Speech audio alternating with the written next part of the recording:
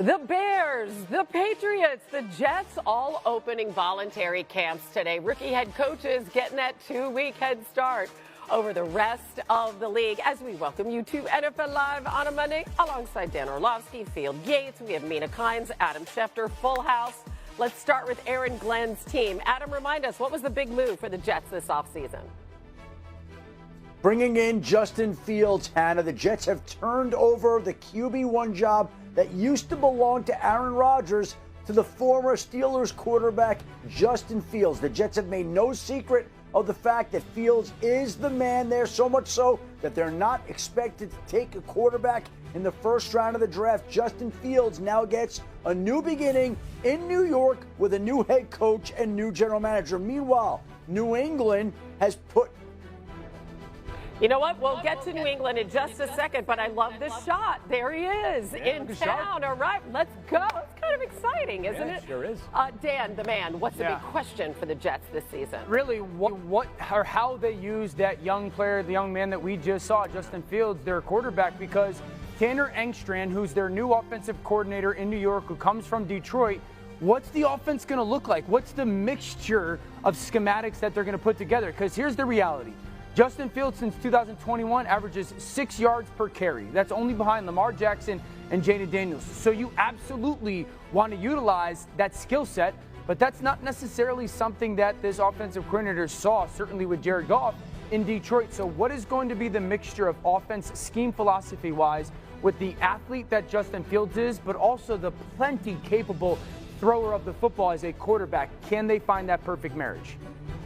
Yep, Tanner Engstrand with the Lions last 5 seasons, last 3 as passing game coordinator. Adam, on to New England. Many thought the Pats would be big spenders on the offensive side of the ball. They really made a splash defensively. Maybe that makes sense. Mike Vrabel taking over. What's the big move there? Well, Hannah, when Mike Vrabel came in, he knew how much work there was to be done, and they started on the defensive side of the football. You see the notable defensive additions headline by Milton Williams and Carlton Davis. Harold Landry the third comes in. Robert Spillane, the linebacker from the Raiders. And so the Patriots attacked the defensive side of the football in free agency, which should allow them to focus in on the offensive side of the football in the draft. Field, what's the big question? Yeah, who's protecting Drake May is still the big question for the Patriots. There is an answer available at number 4 overall, most likely. That, of course, will be LSU's Will Campbell, who, despite the fact that he measured in with 32 5/8-inch arms at the combine, I believe is clearly the best tackle in this year's draft class, and a guy that I believe has the potential to become a Pro Bowl caliber player at the NFL level. Clean tape for him, not just this season, but the 2 years prior to that. The Patriots don't really have a ready-made option in-house. Vidarian Lowe, their starter from last season, showed that when he's on the field, the Patriots simply need to be better. This team has to find a way to protect their franchise quarterback.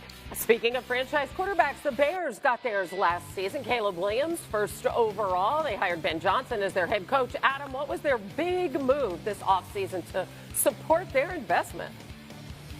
Well, Hannah, you see it right there. The offensive line has been remade. They've traded for Joe Thuney. They've added Jonah Jackson through another trade.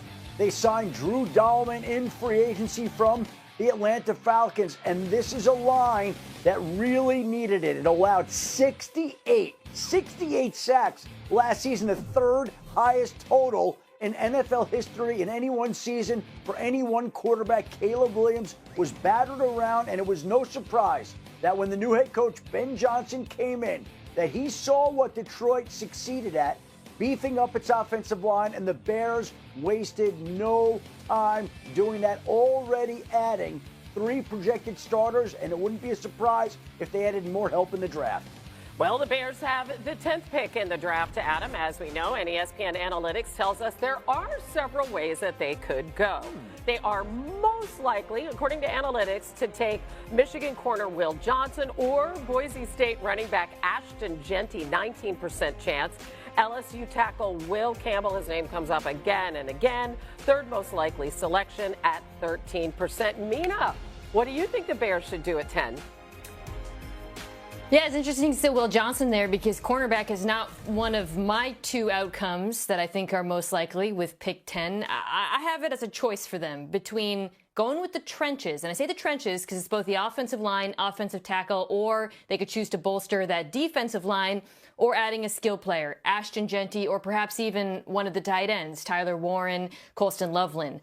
A lot of this is going to depend on simply who is actually available there at 10. There's a good chance Ashton Jeanty and Will Campbell aren't there. But if both of those two players in particular are there at 10, I think that's a very interesting decision for Chicago. Their new head coach, Ben Johnson, comes from a team that was built in the trenches in Detroit, but also a team that drafted a running back in the first round in Jahmyr Gibbs. So I think he's going to have an interesting choice to make. If they're both there, you take the offensive tackle. And I understand interesting, but I believe it's easy if you're the Chicago Bears. MK, I agree with your point with Detroit, because when we think of the Lions, we think of, well, Jared Goff and Sam Laporta and Jameson Williams, Amon-Ra St. Brown, David Montgomery, Jahmyr Gibbs, they all came after the offensive line. All of them came after the offensive line. So if I'm Chicago, Ryan Poles, the general manager, who's an ex-offensive lineman, Ben Johnson, who just came from that place, it's offensive line, build that. Also, DeAndre Swift is awesome. I think he's a really good player. So for me, this is easy if I'm the Chicago Bears. Yeah, if Will Campbell is there, to me, it's a dream scenario for Chicago. I was just talking about how I think the Patriots should sprint the card in if both Travis Hunter and Abdul Carter are off the board. Would be a mistake if they did not. I agree on that. We're going to get to that later in the show, actually. Will Campbell, by the way, who I mentioned, left tackle player, played left tackle for 3 seasons at LSU, but he does have the opportunity to move into guard if need be at some point in his career. But keep in mind, Joe Thuney, who the Bears acquired this offseason, 32, going into a contract year. Braxton Jones, their incumbent left tackle, is also going to be a free agent after this upcoming year, plus is recovering from ankle surgery. So to me, you can never have enough layers of offensive line depth. The Bears learned that the hard way this past year, Mina. So to me, Will Campbell will be a very enticing pick at 10.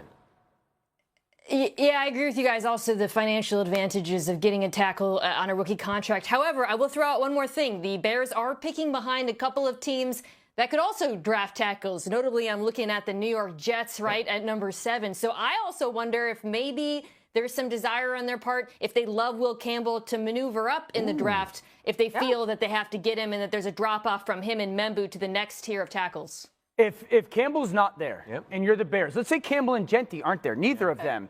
Is it the young tackle from Ohio State, the young man from Missouri? Josh Simmons. I think if Armand Membu is there, I'd consider it, but Membu is a true right tackle coming out of college. Darnell Wright's probably the player the Bears feel the best about having, not just for right now, but also for the next, let's call it 5 to 7 years. I'm thinking more pass rusher if they hang tight at number 10. And here's the thing, a lot to think about, because they have 3 picks in the top 50, more than any other team in the NFL. So some maneuvering definitely possible. All right, let's get Shefty back in here for some more top stories. Shefty, the Steelers start their voluntary workouts 2 weeks from today. Are they any closer to landing Aaron Rodgers? I feel like that's a mandatory question. Well, Hannah, I think that we're going to continue to talk about Aaron Rodgers as a top headline until we hear from Aaron Rodgers, which we haven't. And my understanding is it is not at this time any further along than it's been. Pittsburgh's continuing to wait, and it will wait until there is an answer from Aaron Rodgers. You mentioned the offseason program in 2 weeks. Do they really need an answer before then? In the next 2 weeks? Probably not. So Aaron Rodgers can take his time. Meanwhile, Julio Jones has weighed in with his answer. He's walking away from the game and starting the clock on his time in Canton, Ohio, where he inevitably will be inducted into the Pro Football Hall of Fame. One of the great wide receivers in NFL history with so many highlight grabs. The one that stands out is the one he made against the Patriots in the Super Bowl, but there are any number of big plays in which he sprinted downfield, scored touchdowns. A tremendous career for Julio Jones and a tremendous career for Teron Armstead as well, who also announced his retirement